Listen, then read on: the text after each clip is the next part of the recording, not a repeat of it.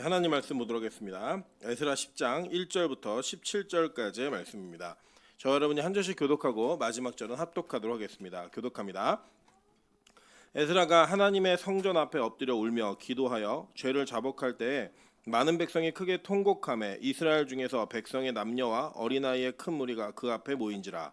엘람 자손 중 여이엘의 아들 스가냐가 에스라에게 이르되 우리가 우리 하나님께 범죄하여 이 땅 이방 여자를 맞이하여 아내로 삼았으나 이스라엘에게 아직도 소망이 있나니 곧 내 주의 교훈을 따르며 우리 하나님의 명령을 떨며 준행하는 자의 가르침을 따라 이 모든 아내와 그들의 소생을 다 내보내기로 우리 하나님과 언약을 세우고 율법대로 행할 것이라. 이는 당신이 주장할 일이니 일어나소서 우리가 도우리니 힘써 행하소서 하니라. 이에 에스라가 일어나 제사장들과 레위 사람들과 온 이스라엘에게 이 말대로 행하기를 맹세하게 하매 무리가 맹세하는지라. 이에 에스라가 하나님의 성전 앞에서 일어나 엘리야십의 아들 여호하난의 방으로 들어가니라. 그가 들어가서 사로잡혔던 자들의 죄를 근심하여 음식도 먹지 아니하며 물도 마시지 아니하더니 유다와 예루살렘에 사로잡혔던 자들의 자손들에게 공포하기를 너희는 예루살렘으로 모이라.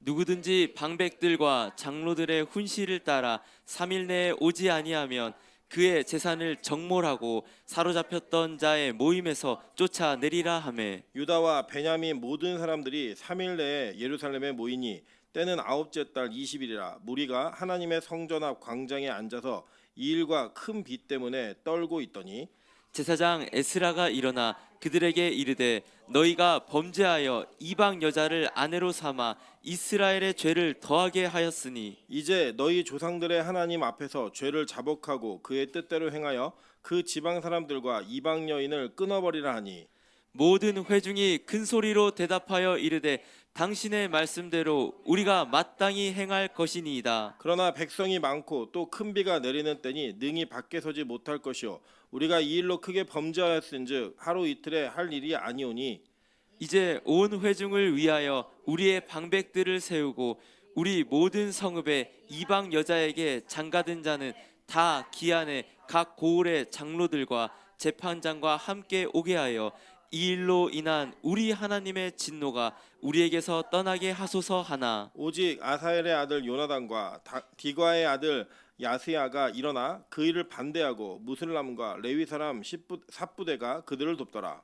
사로잡혔던 자들의 자손이 그대로 한지라. 제사장 에스라가 그 종족을 따라 각각 지명된 족장들 몇 사람을 선임하고 열째 달 초하루에 앉아 그 일을 조사하여 합독합니다. 첫째 달 초하루에 이르러 이방 여인을 아내로 맞이한 자의 일 조사하기를 마치니라. 아멘. 네, 우리 주변에 있는 분들에게 이렇게 한번 인사하도록 하겠습니다. 이제 당신 얼굴 못 보면 병날 것 같습니다.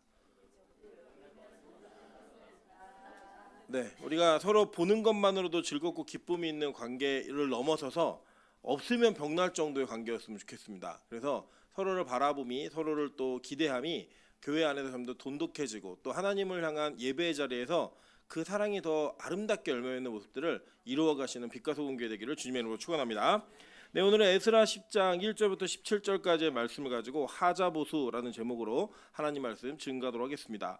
우리가 이 땅을 살아가면서 우리 인생의 인격의 성숙함과 또 신앙의 성숙함은 평생을 걸쳐서 다듬어지는 것 같습니다. 자, 오늘도 우리 민정강사하고 잠깐 무슨 대화를 나누다가 야, 이게 인격적으로 좀 완성된 사람을 만나서 결혼을 해라라는 권면을 했더니 그런 사람이 어딨냐요? 자기도 안 되는데. 사실 그 말이 맞는 거예요. 맞는데 우리도 나이에 맞게 인격의 어떤 성숙함들을 경험해 갑니다. 뭐 예를 들면 저희 찬이하고 찬수가 이제 싸울 때 이게 싸우는 주제들을 보면 그냥 유치한 거예요. 굉장히 뭐 방에 들어오라 그랬다, 들어오지 말라 그랬다, 나랑 놀아준다 그랬다, 안 놀아준다 그랬다, 뭐 이런 얘기 갖고 막 싸웁니다. 그런데 만약에 저 아이들이 10년 뒤에도 그러고 싸우고 있으면 저 두 아이들은 성숙하지 못한 아이들입니다. 10년 뒤에 뭐 갖고 싸울까요?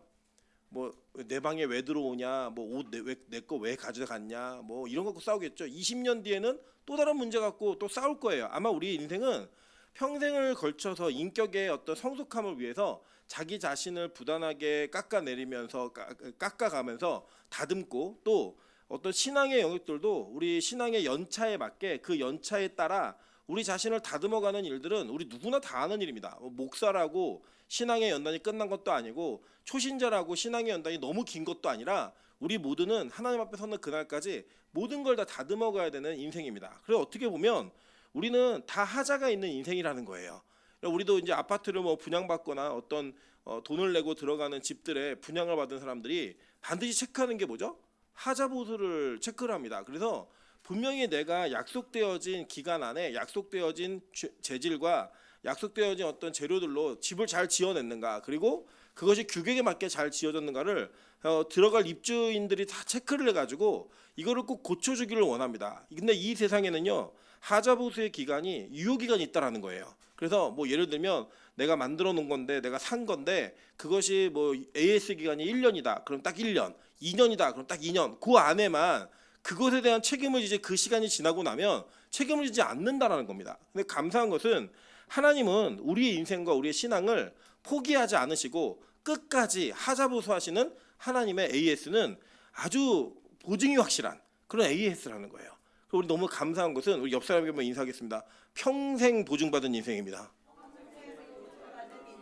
네, 우리 모두가 다 그런 인생이라는 거예요. 저는 오늘 이 에스라 10장에서 이렇게 하나님께서 계속 잘못해가지고 포기할 것 같은, 우리가 하나님이었으면 다 죽여버려도 별로 이상하지 않은 그런 사람들의 인생을 하나님 계속 포기하지 않으시면서 만들어 가시는 모습을 보여주시더라는 거예요. 그 안에서 그들이 어떻게 변화되어 가는지를 통해 지금 우리가 이 특별 새벽기도 기간에, 그리고 또 우리가 신앙생활을 해가면서 2025년에 출발하는 첫째 달에 과연 어떻게 우리 자신을 준비하고 다듬어가면서 우리에게 있는 하자들을 보수해 갈 것인가, 말씀을 통한 은혜를 살펴보도록 하겠습니다. 여러분, 이 본문을 보시면 이 에스라 10장까지 올 때까지 이 에스라 전체는 포로 기한의 1차, 2차를 다루고 있습니다. 여러분 잘 아시죠? 그래서 1장부터 6장까지는 1차 포로 기한의 이야기였고 7장부터 이 10장까지는 2차 포로 기한의 이야기입니다. 그리고 여러분 이제 에스라와 느헤미야는 유대인의 성경에서 한 권의 책이에요. 그래가지고 3차 포로 기한은 느헤미야에 나오는 겁니다. 그래서 이거는 2차 포로 기한인데 1차 포로 기한 때는 수룹바벨을 필두로 한 성전의 재건을 이루었고, 그리고 그 1차와 2차 사이에 약 80년의 기간이 있다 그랬죠. 그 기간에 일어난 일이 에스더 사건이에요. 이 에스더 사건을 통해서 돌아오지 않으려고 했던 사람들이 돌아와서 그 다음에 2차 포로 기한을 진행하고 이끌어가는 게 바로 에스라입니다. 근데 이 에스라는 여러분 알다시피 아론의 직계 자손이었고, 이 제사장으로서 완성되어진 성전에 제사장의 역할이 분명히 필요했죠. 우리 출애굽기 병행에도 배우고 계시니까 잘 아실 거예요. 레위기를 요새 배우고 있고, 그 제사장이 집내야 되는 그 성전의 모습 속에 이 제사장이 반드시 필요했기 때문에 사실 성경은 성전과 제사장을 하나로 봅니다. 그냥 하나의 주제로 다루는 거예요. 그 주제를 다룰 때 1차 때는 성전을 재건했고 2차 때에는 제사장을 통하여 거룩한 백성들을 만드는 성민을 만드는 일을 하게 됩니다. 그래서 그 2차 때의 필두가 대제사장의 직계자손이었던 에스라가 사용받는다라는 거예요. 그래서 이 에스라가 무슨 일을 했냐면 바로 성전의 일부였던 이 성민들, 그러니까 즉 우리 신약으로 넘어오면 우리가 교회잖아요. 우리 교회라고 하는 그 공동체를 어떻게 거룩하게 만드는 일을 하는가, 이 일들을 쭉 진행해 오는데 그 진행해 오는 과정 속에 마지막이 뭐냐면 바로 혼인에 관련된 문제였다는 거예요. 여러분, 이 혼인에 관련된 문제를 성경을 이렇게 집착적으로 다루는가, 잘 보시면 하나님이 계속 우리에게 얘기하시는 게 야, 내가 네 남편이야 라는 얘기 계속 하시고요. 심지어는 신약에 와서도 예수님이 우리의 뭐죠? 예? 신랑이시잖아요. 그러니까 마지막 우리가 주님 다시 오시는 날에는 한 분의 신랑과 그 신랑에게 시집가는 신부들의 모임이 교회이고 그게 바로 구원이라고 성경은 얘기하는 거예요. 그래서 이 혼인이라고 하는 그 혼인의 그 시스템을 통해 우리의 구원의 문제와 예수 그리스도와 교회의 관계가 어떤 관계인지를 성경은 너무나 정확하게 설명하고 있더라는 거예요. 여러분 잘 보시다시피 우리가 배웠고 잘 보시다시피 놀랍고 감사하고 행복한 사실은 지금의 혼인 관계가 천국까지 이어지지 않는다라는 거예요. 예, 이게 왜 놀라운지 아시겠죠? 이게 사신 분들은 다 이게 생각이 나실 거예요. 우리 이 땅을 살아가면서 우리는 여자와 남자가 좋다 사랑한다라고 하는 그 서로를 속고 속이는 가운데서 결혼이라는 걸 합니다. 그래서 결혼행진곡에는 가사가 있죠. 뭐예요? 속았구나 그러면 입장하는 거예요. 근데 얘 속아갖고 결혼하는데 그 결혼해가지고 살고 있는 그 순간에 처음에 시작할 때는요 안 싸울 것처럼 살아요. 말을 그렇게 한다고요. 말을 처음에는 뭐 남자가 네 손가락에 물 한 방울 안 묻히게 해줄게 이런 얘기 막 하잖아요. 그죠? 여자는 또 뭐라고 얘기해요? 평생 행복하게 해줄게 이렇게 말을 하면서 서로 결혼하는데 그 일이 진짜 이루어져요, 안 이루어져요? 네, 결혼하신 분들 이루어졌어요, 안 이루어졌어요? 안 이루어졌죠, 그죠? 예, 무슨 물에 손 한 방울 손가락에 물 한 방울 안 묻혀요. 예, 물만 대고 살잖아요, 그냥. 그렇게 살 수밖에 없는 인생이 우리의 인생이라는 거예요. 그런데 하나님은 이렇게 불완전한 그리고 결혼이라고 하는 그 과정이 평생 행복하지 않은데 그 과정을 왜 하나님께서는 인간 세계에 허락해 놓고 심지어는 영원히 천국에서도 유지가 되지 않는 그 결혼이라는 제도에 이렇게 집착적으로 몰입을 하시는가? 이 내용에 대한 고찰이 좀 필요하다라는 거예요. 왜냐하면 오늘 본문에 보시면 이 이스라엘 백성들이 돌아와 가지고 하이라이트 즉 성민의 과정 속에서 완성되어져야 되는 하자 보수가 결혼 문제를 해결하면서 이루어지더라는 거예요. 왜 그것이 이루어지는가? 성경은 우리에게 이렇게 가르칩니다. 창세기 6장 1절부터 3절 다 같이 한번 읽어보도록 하겠습니다. 시작. 시작할 때 그들에게서 딸들이 나니 하나님의 아들들이 사람의 딸들의 아름다움을 보고 자기들이 좋아하는 모든 여자를 아내로 삼는지라. 여호와께서 이르시되 나의 영이 영원히 사람과 함께하지 아니하리니 이는 그들이 육신이 됨이라. 그러나 그들의 날은 120년 되리라 하시니라. 자, 창세기 6장에 보니까 하나님이 이 땅을 심판하실 때 심판하고자 하는 명분이 뭐였냐면 이 땅에 살인, 방화 뭐 이런 것들이 많이 일어나기 때문에 심판하신다고 얘기하지 않았어요. 뭐라고 얘기하냐면 하나님의 아들들이 사람의 딸들을 보고 그들의 아름다움을 보며 결혼하는 것 때문에 이 세상을 심판하시기로 작정하셨다는 거예요. 그럼 결혼 문제가 그렇게 큰 문제인가? 이렇게 큰 문제인지 우리 성경은 이렇게 우리에게 가르칩니다. 에베소서 5장 31절과 32절 한번 볼게요. 그러므로 사람이 부모를 떠나 그의 아내와 합하여 그 둘이 한 육체가 될지니 이 비밀이 크도다. 나는 그리스도와 교회에 대하여 말하노라 라고 얘기해요.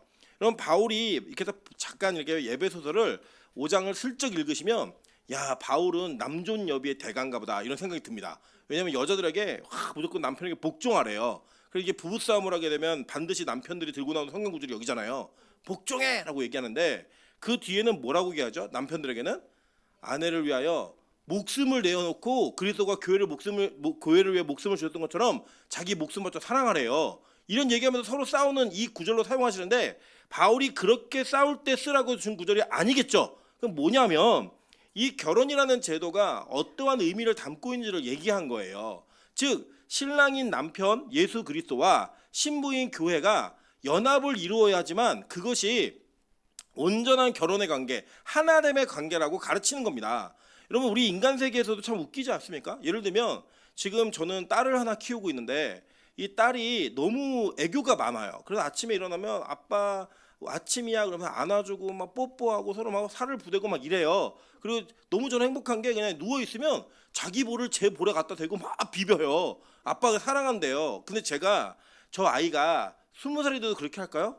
저 기대하지 않아요. 물론 제가 최대한 많이 그걸 해보고 싶어서 하루하루를 이렇게 붙잡는 그런 노력은 하겠지만 저 아이가 25, 30이 갖고 그렇게 할까요? 저 그렇게 할 거 생각하지 않아요. 근데 이 아이가 어느 날 자기 인생을 살다가 뭐 몇 살이 될지 모르겠지만 뭐 하여간 저는 최대한 늦게 보낼 생각이에요. 45이 돼서 자기 남자를 만났어요.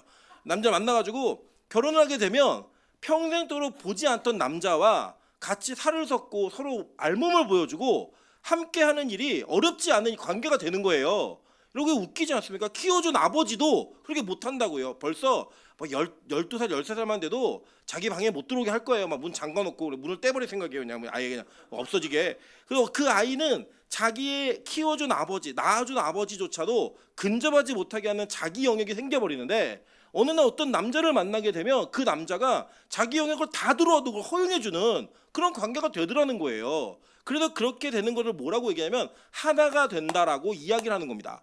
그렇게 하나가 되어지는 관계를 성경은 예수 그리스도와 성도가 그렇게 되는 관계라고 얘기하는 거예요. 그런데 그렇게 되는 관계를 우리 인간 세계에 남자와 여자가 결혼하는 관계에다가 투영해 놓으시고 이게 존귀한 거야, 이렇게 거룩한 거야, 이렇게 재미있고 아름답고 신나는 거야 라고 하는 경험을 미리 예고편으로 하게 하시는 거예요. 그런데 문제는 뭐냐면 이 땅에 있는 신랑들과 이 땅에 있는 신부들이 완전한 존재가 아니어서 이게 문제가 생기는 거죠. 더군다나 이 그리스도 즉 신랑 되어진 예수를 나의 신랑으로 맞는 것조차도 익숙하지 않고 그것을 받아들이지 못하는 게 실제 우리들의 모습이라는 거예요. 여러분 잘 기억하셔야 됩니다. 우리가 이 땅에서 하나님께서 우리에게 주신 신랑이나 신부는 그 그리스도와의 연합을 기뻐하라고 하는 하나의 모형이지 실체가 아니에요. 그래서 자기의 신랑을 진짜 남편을 육체적인 남편을 예수보다 더 사랑하면 그 우상숭배입니다. 자기의 아내를 예수님보다 더 존귀히 여기면 그 우상숭배예요. 그래서 우리가 서로가 부부가 사랑을 나누고 그 관계를 끈끈하게 만들 수 있는 제한된 영역이 있어요. 그게 뭐냐? 바로 예수 안에서라는 거예요. 그 밖을 넘어서거나 그 범주를 넘어서게 되면 그게 아무리 자기들끼리 좋고 지지고 볶고 해도요, 깨가 쏟아져도 다 우상숭배예요. 그거는 성경이 우리에게 그걸 가르치고 있는 거예요. 야, 너희들 결혼관계 하나님 왜 줬는지 알아? 그게 바로 예수와 교회와의 관계가 뭔지를 알려고 주신 거야. 그런데 그거를 모르고 이 땅의 남편과 이 땅의 아내만 붙들고 있으면 그게 뭐예요? 우상숭배라는 거예요. 우상숭배. 여러분 이게 비유가 정확한 비유가 될지 모르겠지만 한번 예상해보시면 이런 거예요. 우리가 결혼하게 되면 서로 예물 반지를 주고받잖아요. 그 주고받는 건 왜 주고받는 거냐면 내가 이 사람에게 속한 사람이다라고 하는 하나의 증표인 거예요. 그런데 이 증표가 중요한 거예요? 아니면 그 증표를 준 대상이 중요한 거예요? 대상이 중요한 건데 여러분이 남편보다 아내보다 그 반지를 더 귀히 여기는 인생을 살아가면 상대가 그것을 어떻게 받아들일까요? 아, 나를 존귀히 여기구나 이렇게 받아들일까요? 그렇지 않는다는 거죠. 그러니까 예수님과 우리와의 관계가 그런 관계인 거예요. 이 땅에 남편을 왜 주셨냐면 이 남편을 통해 예수를 더 바라보라는 거예요. 이 아내를 통해 예수로 느끼는 사랑을 더 느끼라고 주신 거예요. 그러니까 그걸 통해 뭘 더 바라봐야 되는 거예요? 예수님을 바라봐야 되는 거라고요. 그래서 여러분 가정과 교회 즉 가정과 신앙은 절대 부딪힐 수가 없어요. 왜냐? 이거는 하나의 모형이어서 이 땅의 종국적인 예수 그리스도와의 관계가 무엇인지를 깨닫게 하는 하나의 도구이기 때문에 그걸 통해서 예수님을 온전히 바라보는 게 목적이지 이것 자체를 지키기 위해 예배, 교회 이런 것과 줄다리기하고 타협할 수 있는 대상이 아니라는 거예요. 그거 잘못 사용하고 있는 겁니다. 그래서 성경은 이 결혼의 관계를 너무나 존귀하고 중요하게 여겨요. 이게 그것 자체가 중요해서가 아니라 거기에 담겨진 의미가 중요하기 때문입니다.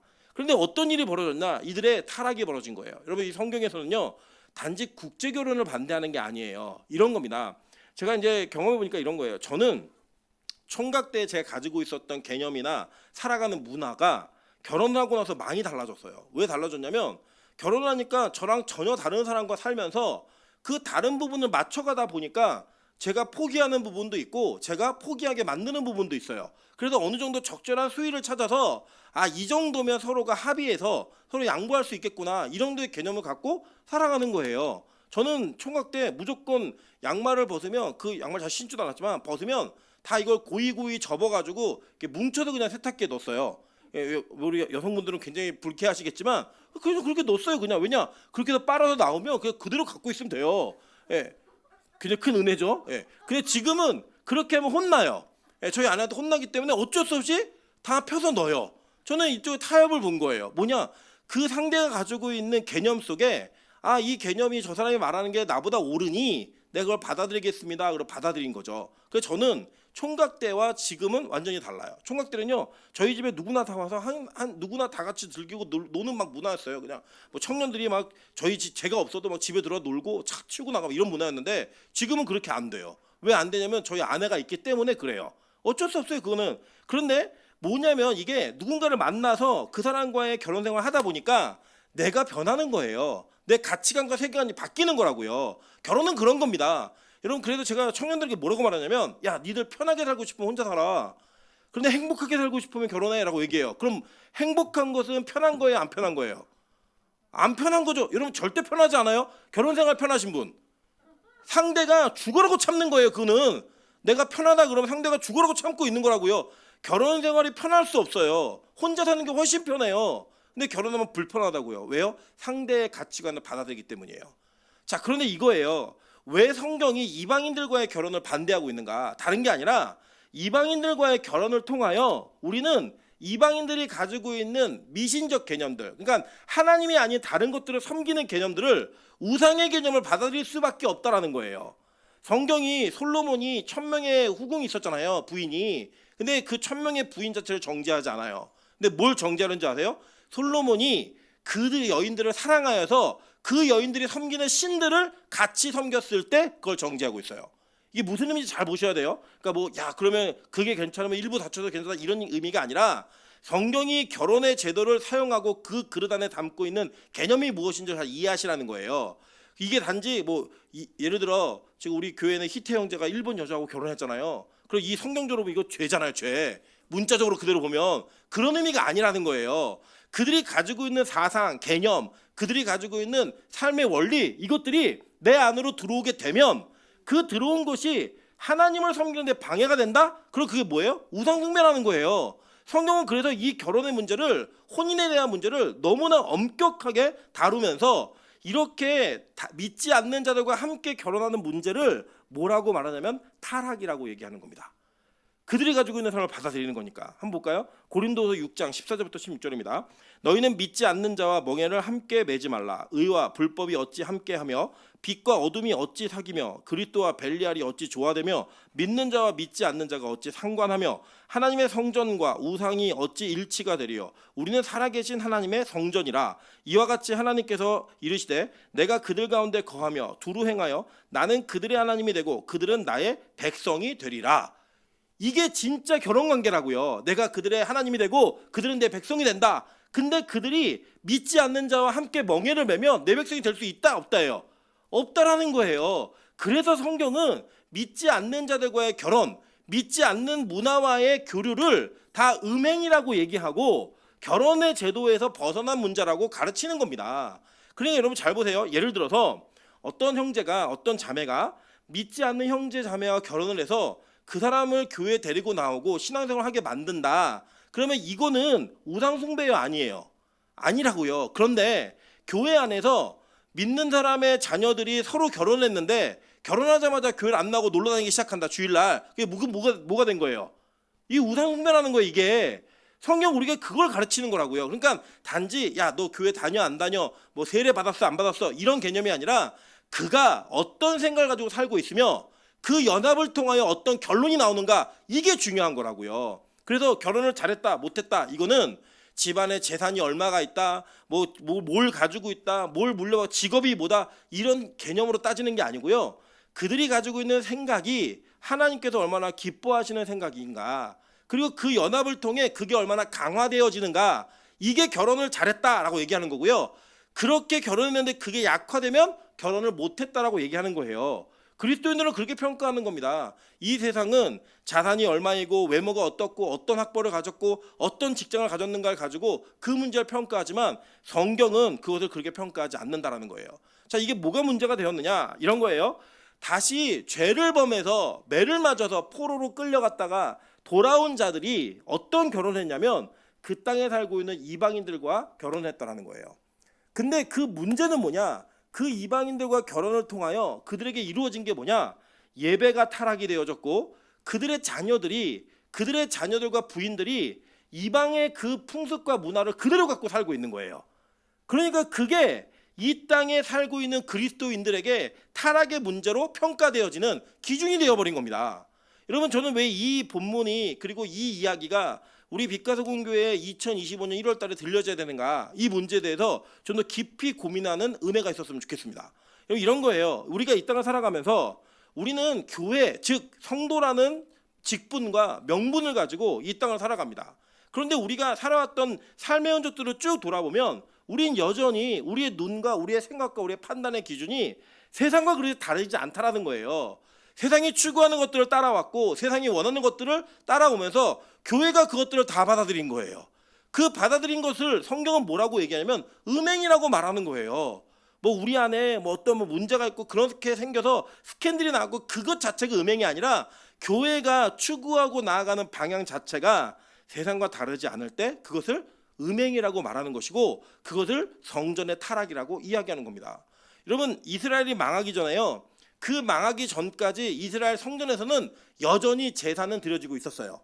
제사의 형식적 시스템은 유지가 되고 있었다고요. 그런데 그 유지가 되고 있는 형식적 시스템이 있었던 성전 앞에서 예레미야가 뭐라고 예언하나 한번 볼게요. 예레미야 7장 1절부터 4절입니다.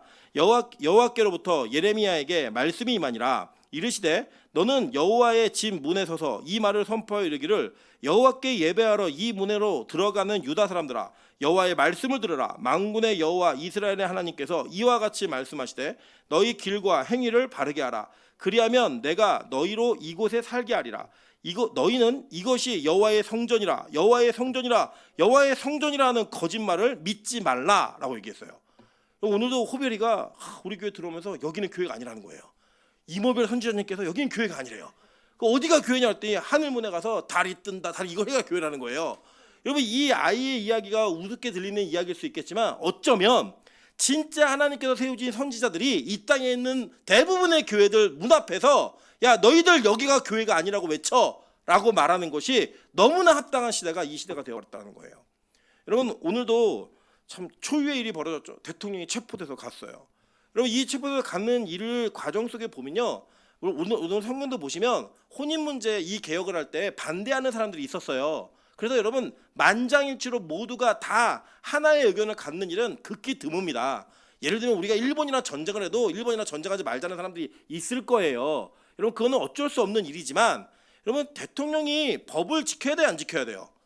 지켜야죠. 억울할 수는 있어요. 여러분, 범죄자들이요 안 억울한 사람 없습니다. 이 땅에 안 억울한 사람이 어디 있어요? 제가 보면요, 찬이가 맨날 찬수한테 시비를 걸어도 싸움이 나요. 근데 찬이는 너 왜 그러냐면 맨날 억울해요. 자기는 억울하대요. 억울해요. 들어보면 말도 안 되는 얘기를 하는데 억울하대요. 여러분, 이 땅에 안 억울한 죄인은 없어요. 여러분도 억울하시죠? 잘못한 거 다 억울하잖아요. 여러분에게 어떤 문제가 일어나면 너 왜 잘못했어? 라고 지적받으면 억울해요. 할 말이 있다 없다? 다 있다고요. 그런데 우리는 그 할 말이 있지만 그래서 그 할 말을 다 하고 할 말대로 하고 싶어 하면 문제가 해결이 안 되잖아요. 그래서 더불어 살고 같이 사는 사회 속의 다양함을 어떻게 조절할까라고 민주주의라고 하는 이 사회적 약속을 한 거예요. 그래서 입법부, 행정부, 사법부를 나눠놓고 그 안에서 처리된 거를 억울해도 좀 받아들이자라고 한 사회적 약속입니다. 이게 누가 잘 지켜야 돼요? 만든 사람들이 잘 지키고 운영하는 사람들이 잘 지켜야죠. 대통령이 더 잘 지켜야 되고요. 사회, 재판부, 판사, 검사, 변호사 이런 더 잘 지켜야 되죠. 그게 맞는 거잖아요. 그런데 그걸 지키지 않는 걸 지지해주고 있다? 근데 교회가 아무 말 하지 않아요. 여러분, 요새요 어떻게 이미지가 바뀌었냐면요, 천주교의 사제들은 어려운 불의가 있으면 목숨 걸고 싸우는 이미지가 들어갔고요, 목사들은 다 정광훈인 줄 알아요. 아주 돌아버리겠어요. 오늘도 공지사님이 임철 목사님은 정광훈 편일 거라고 이렇게 확신하셨다는 얘기를 제가 전해 듣고 너무 억울했지만 뭐 어떻게 하겠어요. 이미지가 그렇게 돼버렸는데, 목사들 이미지가. 여러분, 잘 보세요. 왜 그렇게 되었냐. 기독교가 이 세상의 권력과 결탁하고 그 결탁한 곳에서 유익을 얻어내는 일에 익숙해진 거예요. 너무 놀라운 사실이지만 그 익숙해진 거예요, 그게. 여러분, 우리나라에 그런 말을 한번 하면 영향력이 있는 목사님들이 계시잖아요. 어떤 교회가 움직임을 가지면 큰 교회들이 가지고 있는 힘이 있다고요, 영향력. 그런 큰 교회들이 대부분 부동산의 상승과 부유한 지역의 자리를 잡아서 그렇게 된 경우가 10중에 9이에요. 그러다 보니까 이 대형교회 목사님들이 기득권을 가지고 있는 사람들을 비판하고 그들에게 희생하라고 말하는 설교를 하는 것 자체가 너무나 불편한 설교가 돼요. 왜냐? 그 교회 장로님들, 권사님들 모두가 다 그 혜택을 보고 부자가 된 분들이 태반이기 때문에. 그래서요, 그분들을 붙잡으려면 설교를 할 때 기득권에 대한 유지가 더 중요한 설교를 할 수밖에 없어요. 그런데 그게 뭐다? 타락이라고 보는 거예요. 성경은 그걸 그렇게 얘기하는 겁니다. 언제 우리 목사들이, 언제 선지자들이 세상에 권력 있는 자들과 결탁을 해서 그들에게 힘을 실어주고 그들이 가지고 있는 영향력을 자기 마음대로 사용하는 걸 변호해 줬냐고요.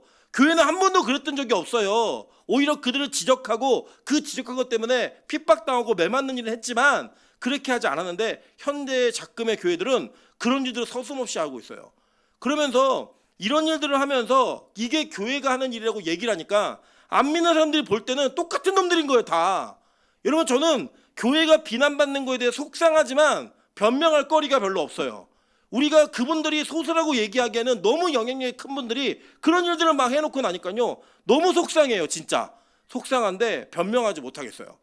이건 오히려 지금 다시 교회가 회개해야 되는 그런 모습으로 가는 이거 외에는 방법이 없는 거예요. 방법이. 여러분 보세요.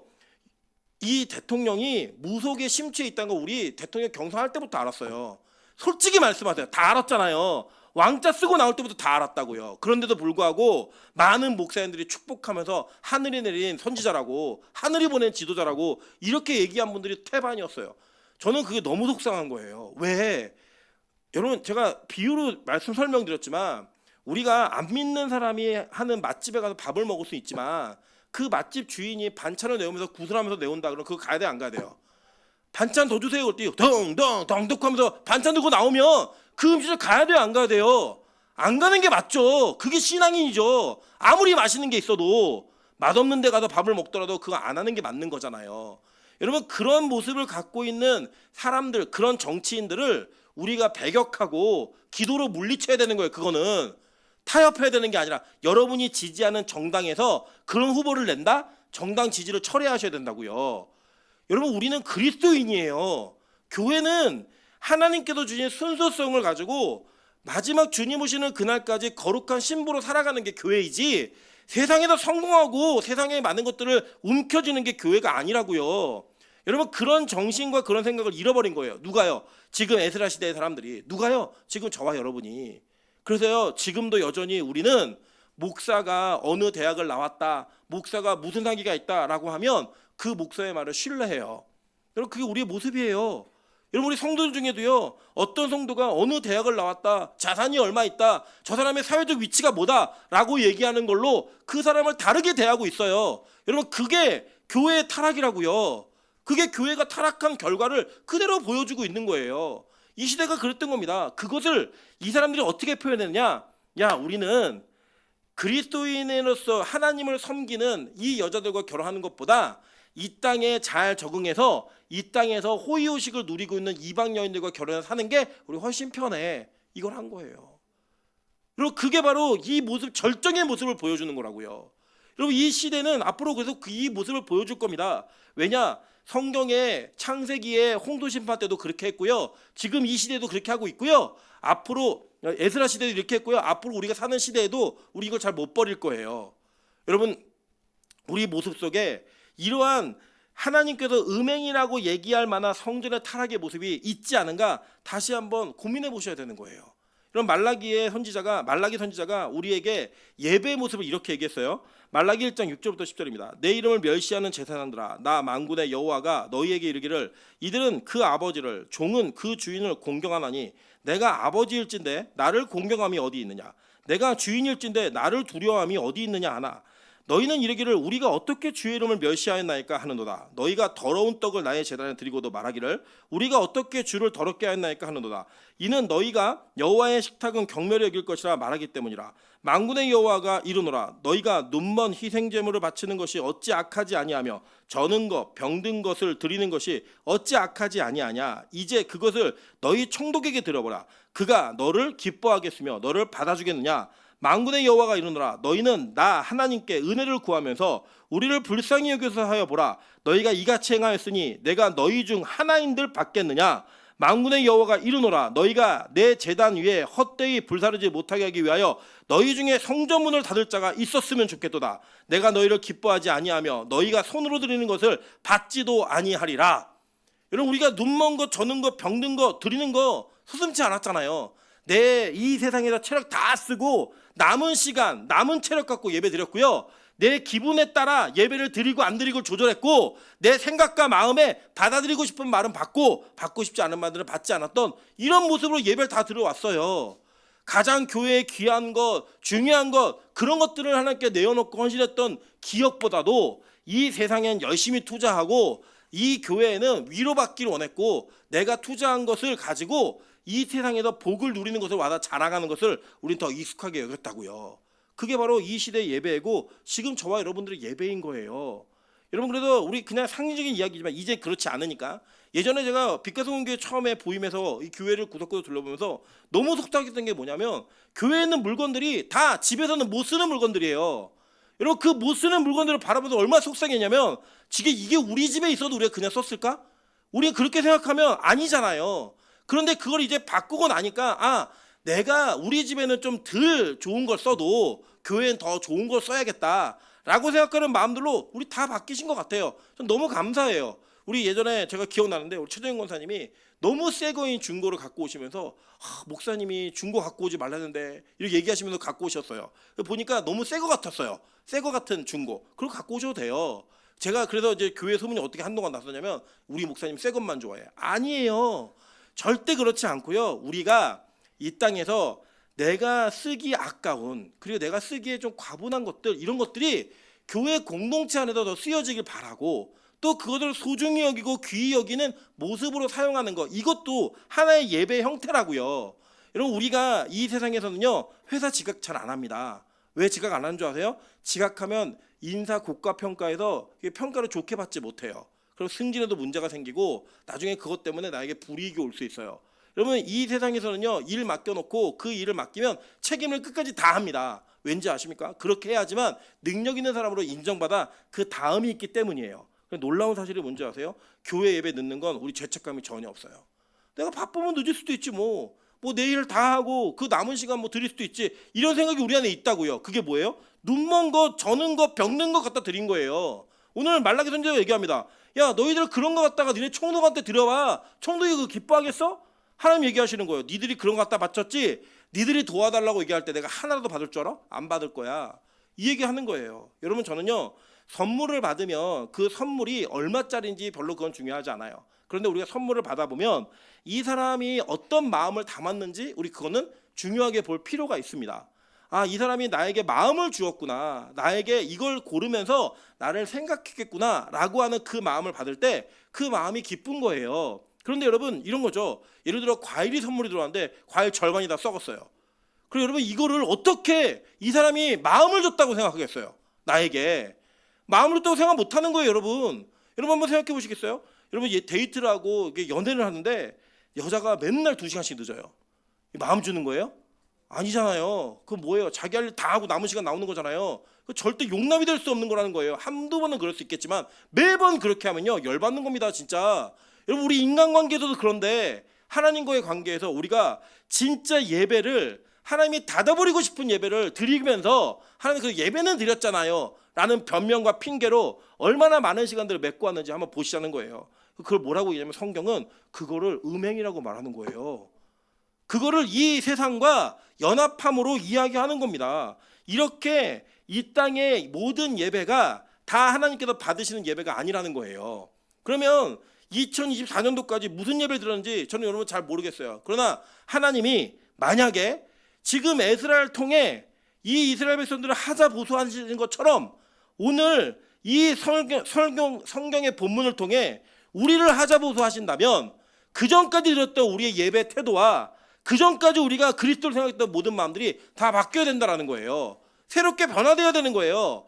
그래서 여러분 이 특세 기간 동안에 여러분의 마음을 새롭게 바꾸십시오. 여러분 그냥 내가 일주일에 한 번 오든 두 번 오든 그 현장에 오는 그 예배 시간을 통하여 하나님 내 예배 생활이 완전히 바뀌길 원합니다. 하나님 내가 하나님을 생각하는 마음이 완전히 바뀌길 원합니다. 그게 진짜 부흥이라고요. 여러분 하나님은요 우리가 그대로 죄된 상태에서 죽는 것을 원하시는 분이 아니세요.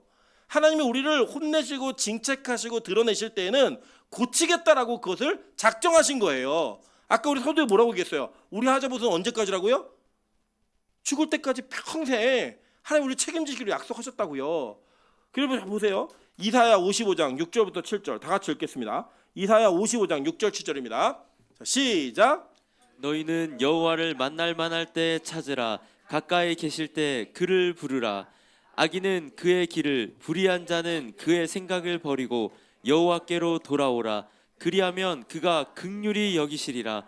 우리 하나님께로 돌아오라. 그가 너그럽게 용서하시리라. 아멘. 여러분 우리가 죄를 지었을 때 그 죄가 드러나고 우리의 잘못과 우리의 잘못된 행태들이 하나님 앞에 발각되기 시작하잖아요. 그 처음 느끼는 감정이 부끄러움이에요. 나 너무 부끄럽다. 여러분 기억나시죠? 아담과 선악과를 따먹고 하나님 처음 찾으셨을 때 그들의 이야기가 뭐였어요? 우리가 벗은 몸이 부끄러워서 숨었나이다라고 얘기를 합니다. 여러분 죄 지으면 잘못하면 제일 먼저 느끼는 감정이 부끄러움이에요. 그런데 하나님은 그 부끄러움에도 불구하고 아담을 계속 부르셨어요. 왜죠? 구원하시려고. 아담을 부르신 이유가 뭐냐면 그에게 가죽옷을 입히셔서 그에게 예수를 통한 구원이 무엇인지를 보여주시기 위해 죄 지은 자들의 부끄러움을 개의치 않으시고 부르시는 거예요. 누가 부끄러운 거예요? 우리가 부끄러운 거지 하나님 부끄러운 게 아니라고요. 왜요? 하나님은 그걸 덮어줄 거기 때문에. 그래 하나님 부르시는 거예요. 계속 돌아오라고, 바뀌라고. 그러면 돌아오면 어떻게 하신대요? 너그럽게 용서하시겠다라고 약속하셨어요. 에스겔 18장 21절과 23절 한번 보도록 하겠습니다. 다 같이 읽을게요. 시작. 그러나 악인이 만일 그가 행한 모든 죄에서 돌이켜 떠나 내 모든 율례를 지키고 정의와 공의를 행하면 반드시 살고 죽지 아니할 것이라. 그 범죄한 것이 하나도 기억함이 되지 아니하리니 그가 행한 공의로 살리라. 여호와의 말씀이니라. 내가 어찌 악인이 죽는 것을 조금인들 기뻐하랴. 그가 돌이켜 그 길에서 떠나 사는 것을 어찌 기뻐하지 아니하겠느냐. 아멘. 여러분 하나님의 용서는 이런 게 용서라는 거예요. 저는요 이 땅에서 한 번도 이렇게 하나님의 용서를 실현하고 실천한 사람을 만나본 적이 없습니다. 너무 죄송하지만 그게 부모가 됐든 아내가 됐든 누구가 됐든 간에요. 저는 이 용서를 한 번도 경험해 본 적이 없어요. 저는 이 용서는 오직 하나님의 은혜 안에서만 가능하다고 전 믿습니다. 여러분 이게 뭐냐면 이런 거예요. 우리가 어떤 사람이 나에게 해를 가했을 때 그 사람을 용서하기 위해 노력하는 건 할 수 있어요. 그리고 그 용서도 가끔 하는 것 같아요. 근데요 그 용서가 어느 정도의 개념이어야 되면 하나도 기억나지 않아야 돼요. 그게 가능하세요 여러분? 여러분 제가 보니까 그러다고요. 저희 아버지 어머니도 싸우시다 보면요 신혼 때 싸웠던 얘기 지금도 나와요. 몇 년 전 이야기인데 47년 전 얘기인데 지금도 나와요 그 얘기가. 여러분 안 나오세요 그런 이야기? 예전에 임신했을 때 뭐 먹을 거 안 사주는 거 그거만 다 기억나시잖아요. 여러분 그 이야기 기억나는 이유가 뭐예요? 아직 내가 용서했다 안 했다? 못한 거예요. 여러분 우리 용서 못하고 살아요 평생. 그게 우리 인간 세계입니다. 그래서 제가 내린 결론은 사람에게 용서를 기대하지 말자예요. 저는 사람에게 용서 기대하지 않아요. 그냥 그 사람들이 기억하고 말하고 이런 걸 그냥 어느 정도 그냥 안고 가시는 거예요. 그냥 그래 떠들어라. 니들이 기억하고 떠드는 거 내가 어쩌겠니? 내가 잘못한 건데. 그러고 가는 거예요. 그냥 가는 건데 그렇게만 가면 우리 얼마나 괴로운 인생이었어 이게. 저는 그 괴로운 인생 속에 유일한 소망은 성경에 있는 말씀이라고 믿어요.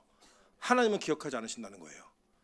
여러분 아마 저는 이걸 예상해요. 만약에 제가 다 심판대 앞에 서가지고 제가 막 있는 죄악을 다 고백을 하면 그 고백 속에 죄 범죄에 의해서 피해본 사람들이 있을 거 아니에요. 죄에 의해서 피해본 사람들. 이 사람들이 저에게 막 비난할 것 같아요. 내가 저 새끼 때문에 얼마나 힘들었는지 아냐고 막 비난할 것 같아요. 근데 그때 소망이 되는 딱 한 가지 뭐냐. 하나님이 그 예수님이 그 앞에서 얘기하신 거. 나 기억이 하나도 안 나는데? 임철이 그랬어? 그분이 기억 안 하실 거예요. 근데 그분이 재판장이에요. 너무 멋지지 않습니까? 저는 그게 천국이라고 믿어요. 그게 복음이라고 믿어요. 그렇게 해야지만 우리에게 소망이 있지. 여러분 여지껏 지은 죄악의 문제가 다 해결됐다고 믿으시면 여러분 큰 착각이세요. 여러분의 남편과 아내가 여러분의 죄악을 용서했다고 믿지 마세요. 그거 못 잊어요. 섭섭하면 나와요. 그 상황이 또 되면 나온다고요. 그런 용서는 없어요 이 땅에. 오직 예수 안에만 있다고요. 그래서 우리의 유일한 소망이 예수 그리스도인 거예요. 이 땅에 그걸 할 수 있으면 그게 예수님이에요. 그 할 수 있는 존재가 없어요. 부모도 이거 못해요. 누구만 할 수 있느냐? 오직 예수 그리스도. 그 한 분만이 이걸 가능케 하시는 거예요. 그래서 거기에 소망이 있는 거예요. 그래서 이분이 우리에게 영원한 하자보수를 약속하시는 거예요. 내가 너 고쳐줄게. 내가 너 바꿔줄게. 내가 기억하지 않을게. 그걸 통해 우리가 구원함을 이루는 거라고요. 여러분이 완전해서 이루어지는 게 아니라 그분이 기억하지 않고 우리의 죄를 간과하고 망각하시는 그 이유로 우리는 구원을 은혜를 입는 거예요. 그게 복음입니다. 그래서 오늘 이 백성들이 다시 얘기하는 거예요. 우리가 죄를 지었는데 힘을 내서 좀 일어나세요. 우리가 말씀을 따라 돌이키겠습니다. 여러분 이게 얼마나 창자가 끊어지는 아픔인지 아세요? 자기 사랑하는 아내예요. 자식이에요. 내보내겠대요. 그걸 끊어버리겠대요. 이유가 뭔지 아세요? 그 관계보다 하나님이 더 귀하니까. 그 관계보다 생명 있는 진짜 남편의 관계가 더 귀하니까. 여러분 제가 저희 아내랑 결혼 생활하면서 저희 아내는 아직 신앙이 처음에는 없는 상태였기 때문에 목회해야 하는데 진짜 방해를 많이 했어요. 지금은 아니지만 그때 당시에 대표적으로 주일 아침만 되면 시비를 걸어요. 미쳐요 진짜. 막 그 부부싸움을 하고 설교 가려면 정말 돌아버리겠는 거예요 진짜. 왜 주일 아침마다 그러지? 이게 너무 힘들어요. 근데 저는 그때 결단한 게 뭐냐면, 그래, 어떤 일이 있어도 난 목회해야 돼. 난 어떤 일이 있어도 목회해야 돼. 제가 놓고 달렸어요. 그냥 너는 그래라, 나는 모르겠다, 난 목회하고 달린다. 저희 아내가 나중에 이 변화되어지는 과정 속에 붙든 게 뭔지 아십니까? 야, 우리 남편 멋있어? 아니에요. 근데 우리 남편이 그러니까 변해야지? 아닙니다. 저희 아내가 결단하고 변한 게 뭐냐? 그래, 내 신랑은 예수님이야. 이 땅의 육체적 남편에게 뭘 기대하지 않았어요. 근데 이 땅의 육체적 남편은 날 보니까 너 나 놓고 가네? 나는 예수님 붙들고 살아야지. 그리고 그 예수를 신랑으로 맞이하는 순간 저희 집에 전쟁이 끝났어요. 진짜예요. 이거는 그냥 있었던 일 그대로 말씀드리는 거예요. 여러분, 이 땅에서 여러분이 우리 자기 뭐 여보 사랑해 이런 관계로 여러분 문제가 다 해결될 줄 아세요? 그거 절대 해결 안 돼요. 제가 그래도 목회하면서 부부들 많이 만나봤잖아요. 가정들 많이 경험하잖아요. 절대 해결 안 돼요. 어떻게 해결되느냐? 모두가 다 예수가 내 신랑이고 그분에게만 내 소망이 있다라고 하는 그 전제가 있어야지만 그 뒤에 모든 문제가 다 해결돼요. 전 그걸 경험했어요.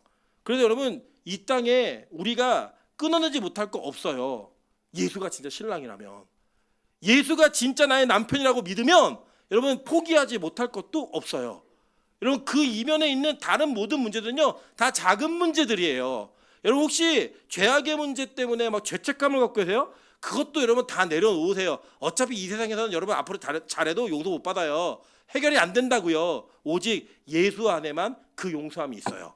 그분을 보고 달려가는 거예요. 교회는 그 공동체들이 같이 모여서 서로 죄를 지은 자들이 그 죄를 용서해 주시는 유일한 곳을 향해 뛰는 거예요. 다 같이. 그 달려가는 게 바로 교회인 겁니다. 그래서 우리는 어차피 영원한 하자보수를 받아야 되는 인간들이에요. 그래서 여러분, 얼마나 죄를 많이 지었다, 무슨 죄를 지었다 이런 걸로 넘어지고 쓰러지고 좌절하지 마세요. 결국 우리의 소망은 누구시다? 예수 그리스도. 그 한 분에 아무도 없어요. 그부터 가는 거예요. 그러니까 이들이 얘기하는 거예요. 우리요 다 내보낼게요. 다 내보낼게요. 그중에 여러분 놀라운 사실은 반대한 사람들이 있었죠. 이 반대한 사람들 이름이 지금도 기록돼 있어요. 그죠? 그들도 기록돼 있어요. 어디에요? 율법의 책에. 여러분, 우리의 행위를 기록한 책에 다 그 기록이 된다고요. 마지막 주님 오시는 그때 우리는 최후의 심판을 받게 될 것입니다.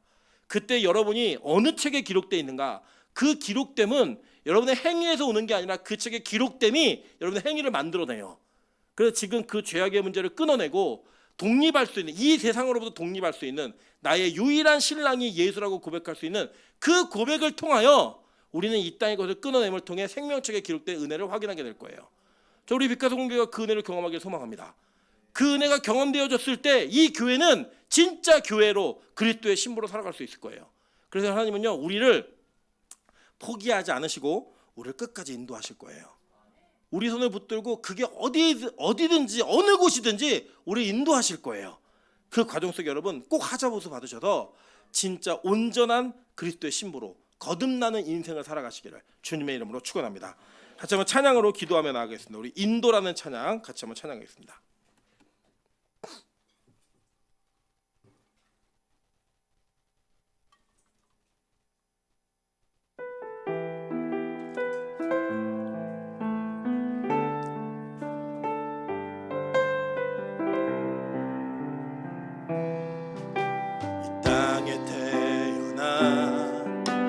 많은 길 지나 살아가는 모든 순간 어디에 있든지 어느 때든지 예수 널 인도하신다. 때론 넘어지고 낙심될 때도